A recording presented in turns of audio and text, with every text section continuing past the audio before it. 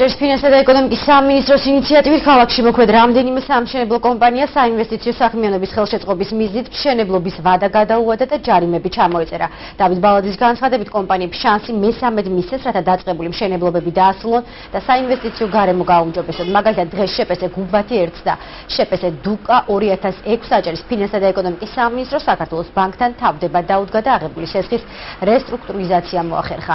იმ შემთხვევაში, თუ კი აღნიშნული კომპანიები 2014 წლისთვის ობიექტებს მერიას ვერ ჩააბარებენ, მათ წინააღმდეგ კანონით გათვალისწინებული ყველა საჯარიმო სანქცია გატარდება. პროგრამაში მას ვახილავსებ ჩვენ და ბიუჯეტის განხილვისა და მაგის გამეწყობება და მაგის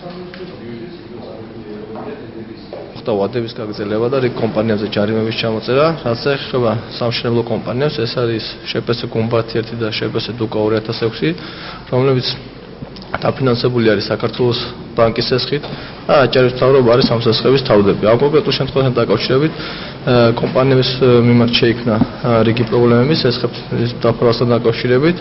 დღეს ვიჯერებთ მთავრობის იმასთან დაკავშირებით, რომ მოხდეს ამ შესხების რესტრუქტურიზაცია, კიდე ერთი შანსი მივცეთ ამ კომპანიებს გამოასწორონ თავიანთი შესაბამები.